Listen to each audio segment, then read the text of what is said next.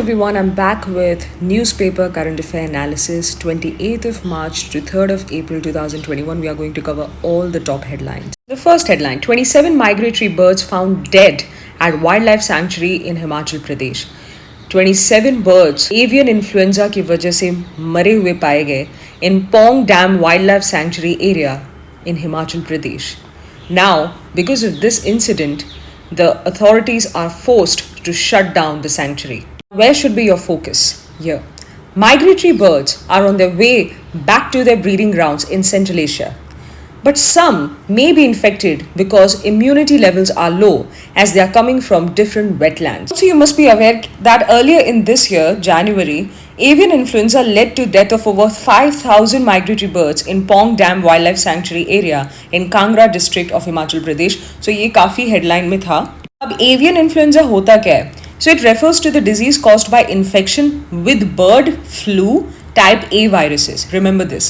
These viruses occur naturally among wild aquatic birds worldwide and can infect domestic poultry and other bird and animal species. Avian flu viruses do not normally infect humans. Now, avian influenza A viruses are very contagious among birds, and some of these viruses can sicken and even kill certain domesticated bird species including chickens, ducks and turkeys. Therefore, when avian influenza or bird flu spreads, people stop consuming poultry products because obviously it's going to be harmful for them as well. जो Pong dam century है, news में इतनी बार report हो चुका है कि prelims में बहुत हाई चांसेस है कि इसके बारे में सवाल आए. So Pong Dam Sanctuary, also known as Pong Dam Reservoir or Pong Dam Lake, is also a national wetland. It was declared a wildlife sanctuary in 1983 and is now also a Ramsar site. जब हम environment and ecology पढ़ेंगे, then I'll cover Ramsar sites and I'll also show you कि map में कैसे आप Ramsar site को plot कर सकते हैं, then you can remember them. Migratory birds from all over Hindu Kush Himalayas and also as far as Siberia come here during winter. The sanctuary area is covered with tropical and subtropical forest, which shelters a great number of Indian wildlife animals. और आगे एक और एक important point है, the lake is fed by BS River and its numerous perennial tributaries such as Gaj, Neogal, Binwa, Bangna and Baner. Remember each and every name here. ये बहुत important है, ठीक है? You also need to understand what flora and faunas are found there. So flora में you have eucalyptus, acacia or acacia, jamun, shisham, mango, mulberry, ficus, kachanar, amla and prunes. Fauna, barking deer, sambar, wild boars, nilgai, leopards and oriental small clawed otters. Fish में lebio, rohita, mahashir, singhara, sal, gad. Fauna में black-headed gulls, red-necked grebes, plovers, terns, ducks, waterfowl, egrets and more. The next important headline: time to make the water switch. On World Water Day, that was on March 22nd, Prime Minister has launched the Catch the Rain campaign under the government's flagship program, Jal Shakti Abhiyan. The Prime Minister has emphasized the importance of using every penny spent under Manrega to conserve water. देख लेते हैं water availability की स्थिति क्या है India में. According to Central Water Commission's reassessment, India receives a mean annual precipitation of about 3,880 billion cubic meters, but it only utilizes 399 BCM. That is just 18% of the total precipitation. The rest of it is evaporated or lost. The demand for water is likely to be 843 BCM in 2025 and 1,180 BCM by 2050. Now, according to United Nations report on Sustainable Development Goal number 6, that is clean water and sanitation for all by 2030, by 2019 India has only achieved 56.6% of the target.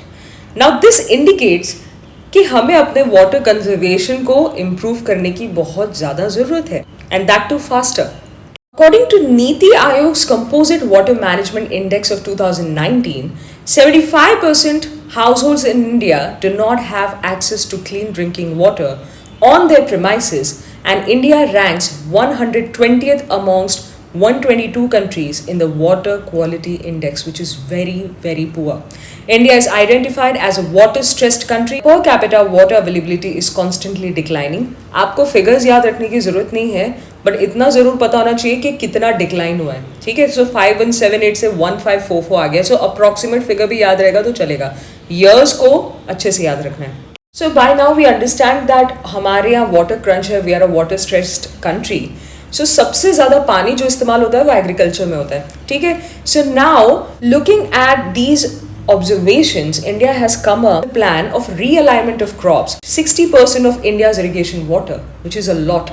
Now it is interesting to note, while Punjab scores high on land productivity of rice, it is at the bottom with respect to the applied irrigation water productivity. Similarly, in case of sugarcane, irrigation water productivity in Andhra Pradesh, Karnataka, Maharashtra and Tamil Nadu is only 1/3 of that in Bihar and UP. Therefore, there is a need to realign cropping patterns based on per unit of applied irrigation water productivity. So many state governments are trying to improve this situation, and we have an example here.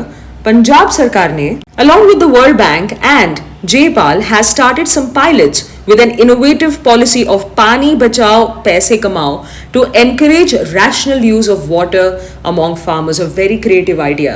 Under this initiative, meters are installed on farmers' pumps, and if they save water or power compared to what they have been using, they get paid for those savings. Next headline, Centre molds unique ID for all plots of land by March 2022. So this new 14-digit identification number is going to be given to every plot in India within a year.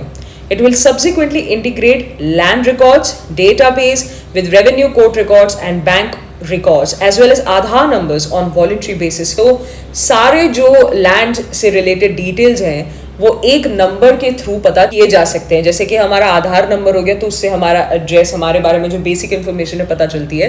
Similarly एक land की information हमें मिल जाएगी इस 14-digit unique ID number से. Also Unique Land Parcel Identification Number ULPIN scheme has been launched in 10 states this year and will be rolled out across the country by March 2022. It is described as Aadhaar for the land. So as I already told you कि ये बिल्कुल आधार card की तरह है. जैसे आधार card हमारे लिए बना है वैसे ही ये जो यूनिक आईडी है वो लैंड या प्लॉट्स के लिए बनाया गया है. The identification will be based on longitude and latitude of the land parcel, dependent on detailed surveys and geo-referenced cadastral maps. The next headline, WHO says animals are likely source of COVID-19.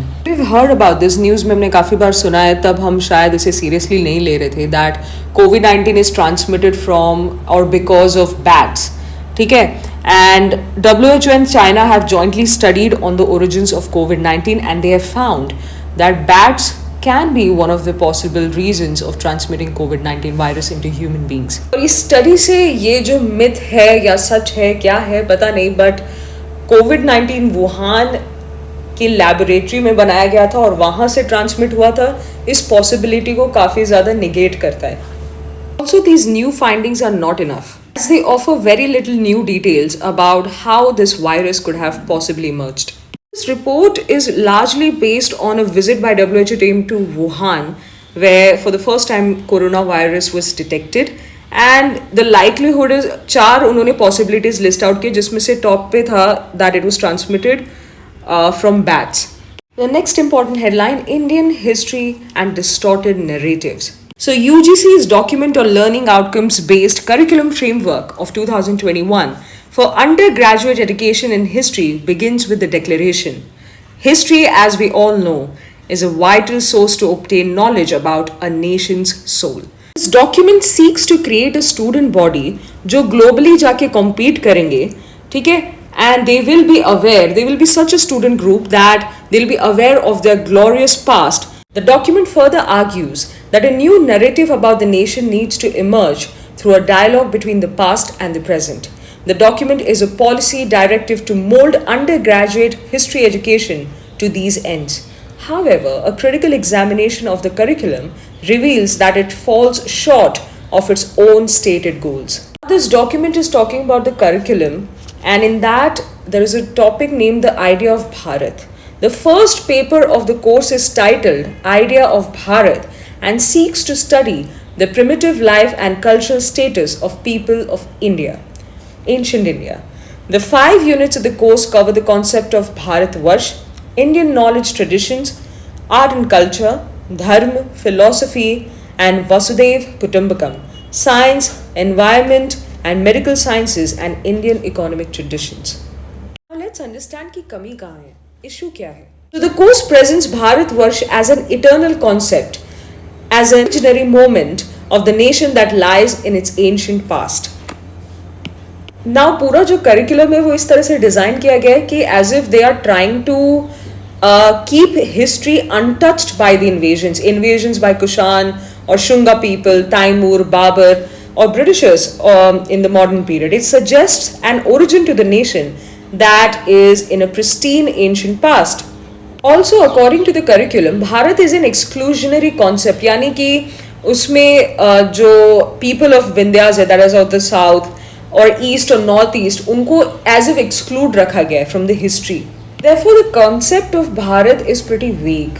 कोई reality नहीं है, originality नहीं feel हो रही है, तो हम कहाँ से world level पे जाके compete करेंगे जब असल इतिहास ही हमें पढ़ाया नहीं जाएगा. The next headline, Hoysala inscription found near Arsikere. So the inscription belonging to Hoysala period and pedestals were found close to the site where a government engineering college is coming up at Kelingre near Arsikere. The stone inscription was in Kannada. It is a Jain inscription.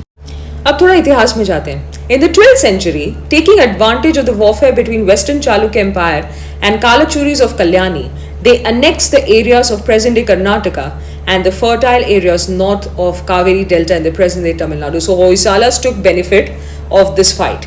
By the 13th century, they governed most of Karnataka, minor parts of Tamil Nadu, and parts of Western Andhra Pradesh and Telangana in the Deccan Plateau. Now 2021 has been not less shocking than 2020.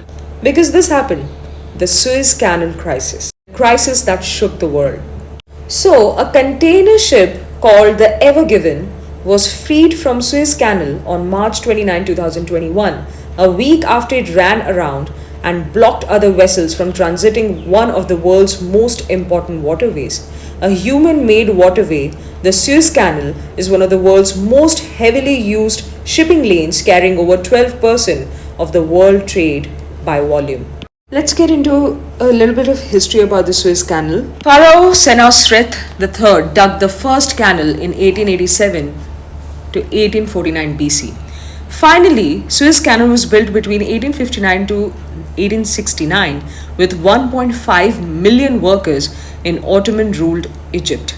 After 2 world wars, Britain relinquished the canal authority to Egypt in 1956. I'll tell you the story when we'll go through the international relation lessons.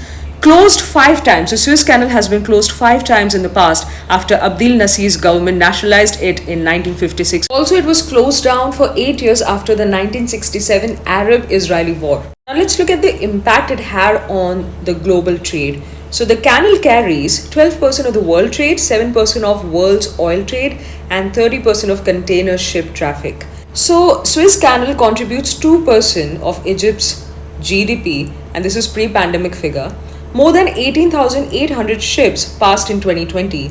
The supply chain setback blockade held up to $9.6 billion goods daily, and it could have cost about $6 to $10 billion a week to the trade. Prices of crude oil, goods like coffee, toilet paper, laptops increased. Semiconductor की काफी shortage हो गई थी. Next headline: Megalithic era caves found. During the renovation of Ananta Padmanabha temple of Puttage Mutt at Paniyadi in Udupi.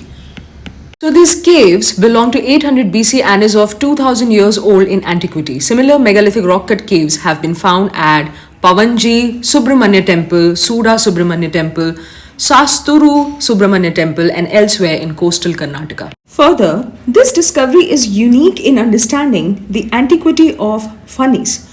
Pani and Haddi together forming Paniyadi means settlement of Fanis. Fanis were referred to in Mahabharata and the Purans as an ancient original inhabitants of the country. Places such as Paniyur, Paniyadi, Udupi district indicate the existence of Fanis settlement in the past. Fanis were famous for their Naga worship while Naga was their emblem.